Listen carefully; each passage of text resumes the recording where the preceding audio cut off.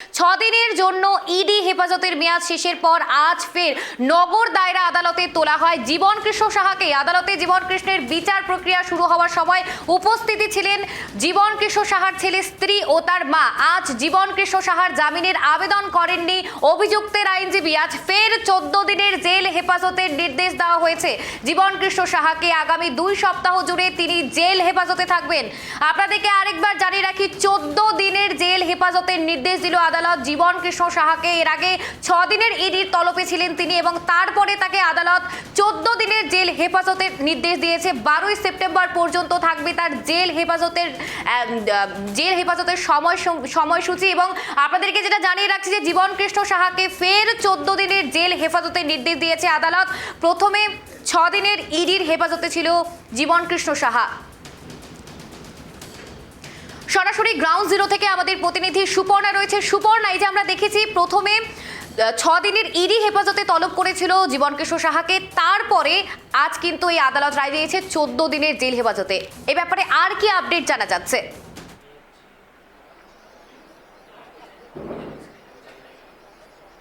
একদমই দেখো সুপ্রিয়া, তোমাকে জানাবো যে আজ আদালতে পেশ করা হয় জীবন কৃষ্ণ সাহাকে এবং পেশ করার পরেই ইডির আইনজীবী যেমনটা বিচারককে জানান যে তাকে 6 দিনের প্রথমে হেফাজতে নিয়েছিল এবং সেই 6 দিনের হেফাজতে একাধিক জিজ্ঞাসাবাদ করা হয়েছে তাকে, এবং সেই সমস্ত জিজ্ঞাসাবাদে যে সমস্ত তথ্য প্রমাণ উঠে এসেছে তা পেশ করা হয়েছে।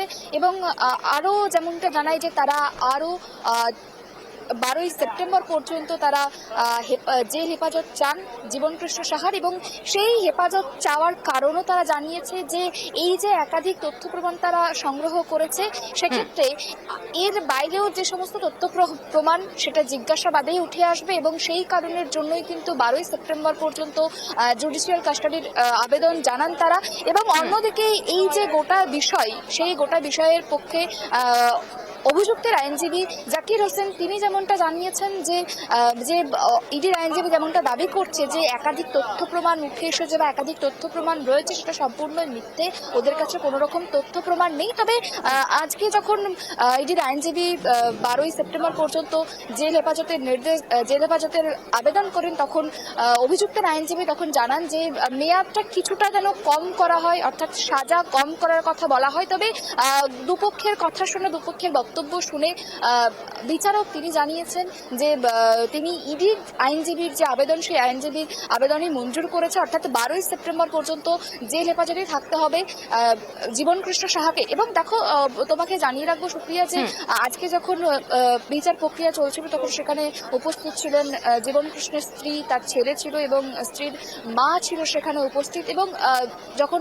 জীবন কৃষ্ণ সাহাকে যখন আদালতের ভেতরে প্রবেশ করানো হয় তখন শুরুতেই আমরা যে ছবি দেখেছিলাম যে জীবন কৃষ্ণ সাহা সোজা তার ছেলের কাছে যান এবং তাকে দেখে কেঁদে ফেলেন।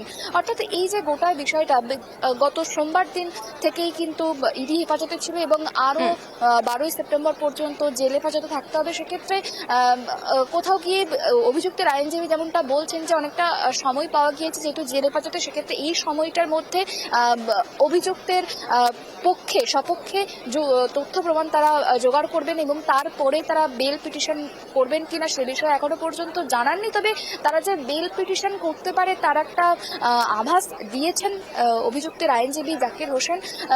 তুমি জানো যে নিয়োগ দুর্নীতি মামলায় আগেও গ্রেপ্তার হয়েছিলেন জীবন কৃষ্ণ, সিবিআইয়ের হাতে গ্রেপ্তার হয়েছিল। তবে সেই মামলায় সুপ্রিম নির্দেশের পরেই কিন্তু জামিন পায় এবং জামিন পাওয়ার পরে দীর্ঘদিন পর আবারও গ্রেপ্তার হয়েছে। তবে এবার ইডি তাকে গ্রেপ্তার করে গত সোমবার, এবং আজকে যখন আদালতে প্রবেশ করানো হচ্ছিল তখন জীবন কৃষ্ণ সাহাকে যখন জিজ্ঞেস করা হয় যে এই বিষয়ে কি বলবেন, তখন তিনি কিন্তু জানিয়েছেন এই নিয়ে দ্বিতীয়বার আমাকে গ্রেপ্তার করা হয়েছে, আমি দ্বিতীয়বার গ্রেপ্তার হলাম। তবে তুমি জানো যে একটা ভিডিও সামনে এসেছে যে জীবন কৃষ্ণ সাহা টাকার দাবি করছেন। সেই ভিডিও সম্পর্কে যখন প্রশ্ন করা হয় তখন তিনি জানিয়েছেন যে সম্পূর্ণ মিথ্যে ভিডিও, ফেক ভিডিও বলে জানিয়েছেন তিনি।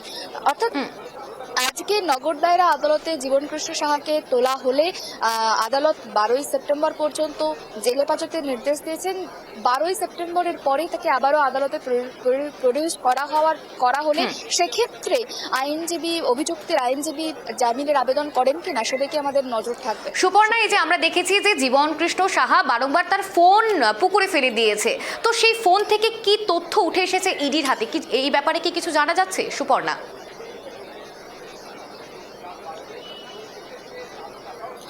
দেখো, ইডি তথ্য সংগ্রহ করেছে যে ফোনের কথা বলছো, এর আগেও কিন্তু আমরা দেখেছিলাম যখন সিবিআই গ্রেপ্তার করেছিল তখনও কিন্তু এই ফোন ছুঁড়ে ফেলে দেওয়ার বিষয়টি ঘটে, তখন পুকুরে ফোন ছুঁড়ে ফেলে দেওয়ার বিষয়টি ঘটে। তবে এবার নর্দমায় ফোন ফেলে দিয়েছিল, তবে ইডির আধিকারিকেরা সেই ফোন উদ্ধার করে এবং সেখান থেকে যে তথ্য প্রমাণ সংগ্রহ করেছে সেই বিষয়ে এখনো পর্যন্ত কিছু জানাননি তারা, তবে তথ্য প্রমাণ সংগ্রহ করেছে এবং সেটা আদালতে পেশ করেছে, এই বিষয়েই জানা যাচ্ছে। সুপর্ণা, সামনেই 26শে বিধানসভা নির্বাচন, তার আগে একাধিক এই যে ইস্যুগুলো উঠে আসছে, কতটা প্রভাব পড়তে পারে সেখানে কি জানা যাচ্ছে?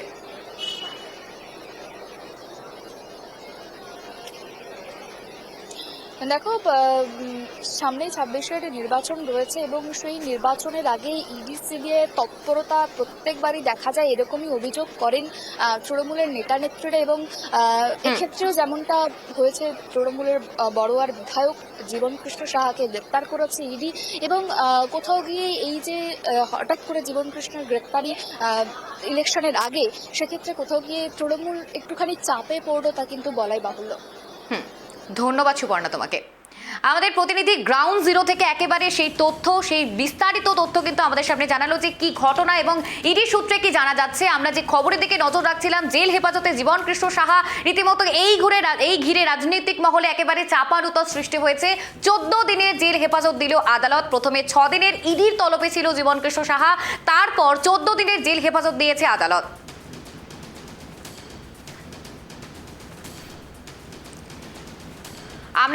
আমরা প্রথমে দেখেছিলাম 2023 সালে সিবিআইয়ের হাতে তিনি গ্রেপ্তার হয়েছিলেন, তারপর 2025 সালে কিন্তু তিনি ইডির হাতে গ্রেপ্তার হয়েছে। একাধিক তথ্য প্রমাণ তার কাছ থেকে পাওয়া গিয়েছে এবং শুধু তাকেই ইডির তলব করেনি, তার পিসির বাড়িতে ইডির তলব হয়েছিল, যিনি সাঁইথিয়ার 9 নম্বর ওয়ার্ডের কাউন্সিলর ছিলেন মায়া সাহা, তার কাছেও কিন্তু ইডির তলব হয়েছিল। তারপরেও তাকেও কিন্তু ইডি তলব করে নিয়ে গিয়েছিল, আমরা যেমনটা আপনাদেরকে দেখিয়েছি। এবং আজ যে খবর, একেবারে বিগ ব্রেকিং নিউজ, সেটা হচ্ছে 14 দিনের জেল হেফাজতে জীবনকৃষ্ণ সাহা। আমরা বিগত দিনে সিবিআইয়ের হাতে গ্রেপ্তারি দেখেছিলাম, সেখানেও সেম ঘটনা ঘটেছিল, তিনি মোবাইল পুকুরে ফেলে দিয়েছিলেন। সেই মোবাইল খুঁজতে কিন্তু সিবিআইকে অনেকটা বেগ পেতে হয়েছিল, সেখানে পুকুর একবারে জল সেচে কিন্তু সেখান থেকে মোবাইল উদ্ধার করা হয়েছিল। তারপরে সিবিআই যখন তলব করে, সেখানেও তিনি মোবাইল নর্দমায় ফেলে দিয়েছিলেন। একটা রহস্য দানা বাঁধছে যে তার ফোনের ভেতরে কি থাকতে পারে। আজ কিন্তু একটা ভিডিও ক্লিপ ভাইরাল হয়েছে, যেমনটা আমরা দেখিয়েছি আপনাদেরকে, এবং আপনাদেরকে আবার জানিয়ে রাখছি যে 6 দিনের ইডির তলবের পর আজ আদালত কিন্তু 14 দিনের জেল হেফাজতে রায় দিয়েছে। 12ই সেপ্টেম্বর পর্যন্ত জেল হেফাজত জীবনকৃষ্ণ সাহা। সেখানে উপস্থিত ছিলেন তার স্ত্রী, তার শাশুড়ি মা, সেখানে সকলে উপস্থিত ছিলেন এবং কান্নায় ভেঙে পড়েছেন তারা, আমাদের প্রতিনিধি যেমনটা জানিয়েছে। এবং আজকে আপনাদেরকে ফের জানিয়ে রাখছি যে জেল হেফাজতের নির্দেশ আদালতের তরফ থেকে। নিয়োগ দুর্নীতি মামলায় কিন্তু তার এই দশা এবং তাকে কিন্তু জেল হেফাজতে রাখা হয়েছে, এমনটাই কিন্তু সূত্রের খবর, এমনটা কিন্তু ইডি সূত্রে খবর। আমরা আপনাদেরকে বিগত দিনের কথা বলেছি যে বড়োয়ার বিধায়ক জীবনকৃষ্ণ সাহা, আপনাদেরকে আরেকবার জানিয়ে রাখি যে উনি ছিলেন বড়োয়ার বিধায়ক জীবনকৃষ্ণ সাহা। তিনি কিন্তু একজন বিধায়ক ছিলেন, তার বিরুদ্ধে একাধিক অভিযোগ। আমরা এর আগেও দেখেছি তাবর তাবর নেতারা এই অভিযোগের সাথে যুক্ত ছিলেন বা এই এসএসসি নিয়োগ দুর্নীতির সাথে যুক্ত ছিলেন। আমরা দেখেছি 26,000 চাকরি প্রার্থীদের চাকরি কুইয়েছিলেন তারা, যেখানে রাস্তায় ধর্ণা হয়েছিল, একাধিক ধর্ণা মঞ্চ হয়েছিল, সেখানে হুঙ্কার পড়েছিল। আমরা রীতিমতো এই ঘটনা আপনাদেরকে বারংবার দেখিয়েছি। ফেরও আবার অভিযোগ উঠছে বিধায়কের ওপরে, আমরা শিক্ষামন্ত্রীর ওপরে অভিযোগ উঠেছিল এবং রীতিমতো এই ঘিরে কিন্তু ধুন্ধুমার পরিস্থিতি হয়েছিল। আমরা বিগত দিনের কথা আপনাদেরকে বলছি যে তাবর তাবর নেতারা এই এসএসসি নিয়োগ মামলায় যুক্ত ছিল। এবং আজ আপনাদেরকে আবার যে খবর জানাবো যে আজ কিন্তু আদালত জীবনকৃষ্ণ সাহাকে 14 দিনের জেল হেফাজতের নির্দেশ দিয়েছে। এই মুহূর্তে আমাদের সঙ্গে টেলিফোন লাইনে রয়েছে বিজেপি নেত্রী ক্রিয়া ঘোষ। ক্রিয়া দেবী, আপনাকে স্বাগত ট্রাইব টিভি বাংলায়। আমরা যে খবর থেকে নজর রাখছি, একেবারে 6 দিনের তলবের পর জীবনকৃষ্ণ সাহাকে 14 দিনের জেল হেফাজত দিয়েছে আদালত, কি বলবেন? দেখুন, বন্যেরা বনে সুন্দর, সুন্দর আর তৃণমূল জেলে, আপাত দৃষ্টিতে তো তাই মনে হচ্ছে। কারণ এবং সব থেকে বড় কথা, যে জীবনকৃষ্ণ সাহার বিরুদ্ধে চাকরি চুরির অভিযোগ ছিল, সেই জীবনকৃষ্ণ সাহা যখন জামিন পেয়ে বাইরে, তাকে কারা, কোন যে সরকার তাকে পরিবহন দপ্তরের ডিরেক্টর বানিয়েছিল, তাদেরও প্রশ্ন করা দরকার। যারা জানে যে সে অভিযুক্ত, তার বিরুদ্ধে চাকরি চোরের অভিযোগ রয়েছে, কোর ফেলে দিয়েছে, তা সত্ত্বেও তাকে একটা এরকম সরকারি একটা পোস্ট দেওয়া হয়েছিল। অর্থাৎ এই সরকার, এই দল, তারা দুর্নীতির পৃষ্ঠপোষকতা করে। আর জীবনকৃষ্ণ কি বলবো বলুন, উনি এখন জেলে থেকে আবার একটু পাঁচিলে ওঠার চেষ্টা করুন। ওনার তো এটাই কাজ, এখন একটু ভালো করে জিম ফিম করুন, যাতে এরপরে ওরকম মাঝপথে ঝুলে না থাকে, একদম পালিয়ে যেতে পারেন পলাতক আসামির মতো। কেয়াদি, পশ্চিমবঙ্গটাকে আস্তে আস্তে দুর্নীতির আঁতুড়ঘর হয়ে যাচ্ছে, কি বলবেন? ভাই, এটা শুরু হয়ে গেছে। আপনি যেই দিকে দেখুন না কেন, আমরা আগে বলতাম না, যেখানে দেখিবে চাই উড়াইয়া দেখো তাই। এখন হচ্ছে পুরো উল্টো। এখন তৃণমূলের জমানায় যেদিকেই তাকাই, দুর্নীতির আঁতুড়ঘর না, এটা পুরো দুর্নীতির একটা কারখানা হয়ে গেছে। সেখানে আপনি চাকরি বলুন, শিক্ষা বলুন, স্বাস্থ্য বলুন, রাতা বলুন, রেশন বলুন, গরু বলুন, বালি বলুন, কয়লা বলুন, সবকিছু থেকে দুর্নীতি হচ্ছে একমাত্র, এদের হচ্ছে একমাত্র অস্ত্র হচ্ছে দুর্নীতি। পশ্চিমবঙ্গে তৃণমূলের কি পরিচয়? না, আমরা দুর্নীতিগ্রস্ত দল। এটাই হচ্ছে তৃণমূলের বর্তমান অবস্থা। ধন্যবাদ কেয়াদি আপনাকে। আমরা যে খবরের দিকে নজর রাখছিলাম, 12ই সেপ্টেম্বর পর্যন্ত জেল হেফাজত জীবন কৃষ্ণ সাহার একাধিক মামলায়, নিয়োগ দুর্নীতি মামলায় তাকে গ্রেপ্তার করা হয়েছে। 6 দিনের ইডির তলব, তারপরে কিন্তু তাকে গ্রেপ্তার করা হয়েছে। আমরা সেই খবরের দিকেই নজর রাখছিলাম। 12ই সেপ্টেম্বর পর্যন্ত জেল হেফাজতের নির্দেশ আদালত দিয়েছে। জামিনের আবেদন করেননি জীবন কৃষ্ণের আইনজীবী। আপনাদেরকে একটা বিষয় জানিয়ে রাখি যে জামিনের কিন্তু আবেদন করেননি জীবন কৃষ্ণের আইনজীবী, এবং ফের জীবন কৃষ্ণকে 14 দিনের জেল হেফাজত আদালতের তরফ থেকে 6 দিনের ইডির তলবের পর তারপর কিন্তু আজ 14 দিনের জেল হেফাজতের নির্দেশ দিয়েছে আদালত।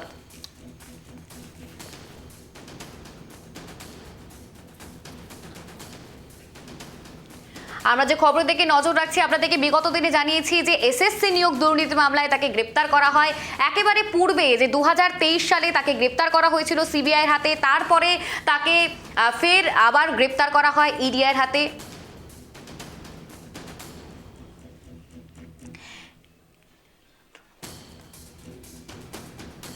এই মুহূর্তে আমাদের সঙ্গে টেলিফোন লাইনে রয়েছে টিএমসি নেতা দেবব্রত রায়। দেবব্রত বাবু, স্বাগত আপনাকে ট্রাইব টিভি বাংলা। আমরা যে খবর থেকে নজর রাখছি যে জীবন কৃষ্ণ সাহা, যিনি এসএসসি নিয়োগ মামলায় গ্রেপ্তারি হয়েছেন, কি বলবেন এই বিষয়ে?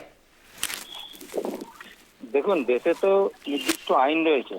যদি আইনে কেউ অপরাধী হয়, তার জন্য ভারতীয় ন্যায় সংহিতায় যে নিয়ম রয়েছে সেই নিয়মে তিনি শাস্তি পাবেন। কিন্তু আইনের শাসনের নামে আমরা দেখছি যতবার ভোট আসে, বিভিন্ন উপায়ে দিল্লির সরকার তারা বিভিন্ন কৌশলে তারা রাজ্যের সরকারকে হেনস্থা করার চেষ্টা করে। এখন আবার বলছি, যদি অপরাধী হয়, যদি শাস্তি হোক, নিশ্চয়ই হোক, যত তাড়াতাড়ি হোক, তাদের ট্রায়াল হোক, তাদের বিচার হোক। তাদেরকে বছরের পর বছর জেলে ভরে রাখা হচ্ছে, তাদের বিচার হচ্ছে না, একটা সময় তারা বেল পেয়ে যাচ্ছে, তাই না?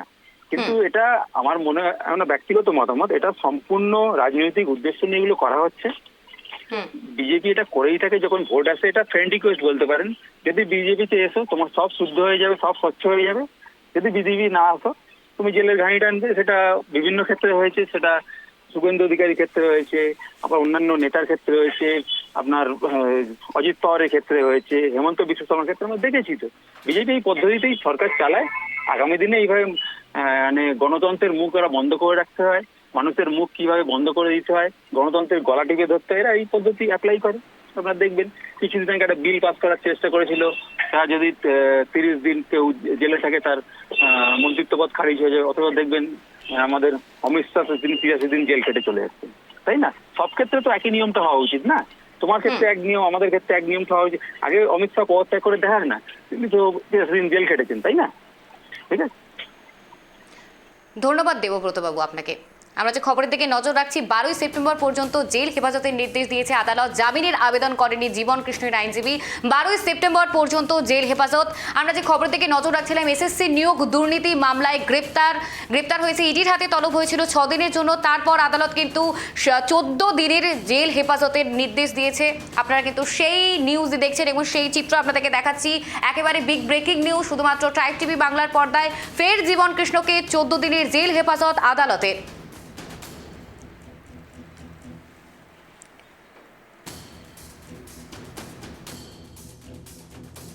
ইডি রিমান্ড আজকে জেসি চেয়েছে। 6 দিনের বিশেষ কিছু ডেভেলপমেন্ট দেখলাম না, তো আমরা একটু সময় চেয়েছি, ডেভেলপমেন্টটা আসুক। আমরা প্রথম দিনে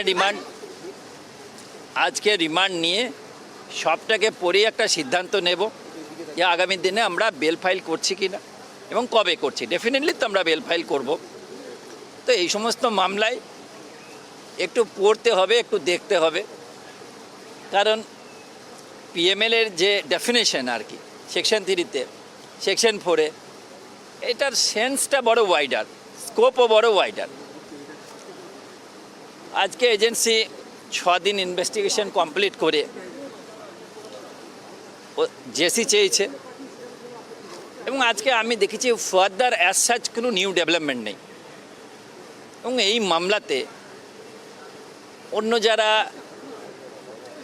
যদি আমার মক্কেলকে লাইন নাম্বার 3-তে রাখা যায়, লেয়ার নাম্বার 3-তে রাখা যায়, তো লেয়ার নাম্বার 2-1 তাদের এগেনস্টে কমপ্লেন ফাইল হয়েছে, তারা এসছেন এবং বেল নিয়ে গেছেন। তো সেই প্রেক্ষাপটে যদি আমি লেয়ার নাম্বার 3-তে অবস্থান করি, এটা মনে হয় যথার্থ কেস ছিল ওদের জন্য, যে এর আগে দুবার আমাকে জিজ্ঞাসাবাদ করেছেন, আমার কাছ থেকে ডকুমেন্টস নিয়েছেন, আবার তৃতীয়বার, আগেবার দিনে বলেছিলাম আপনাদের যে তৃতীয়বার আমাকে ডেকে তার এক্সপ্লেনেশন চাইতে পারতেন, অর্থাৎ তার ব্যাখ্যা চাইতে পারতেন, তো তারা চাননি। তাদের কাছে পাওয়ার আছে, তো তার পাওয়ারের অ্যাপ্লাই করেছেন।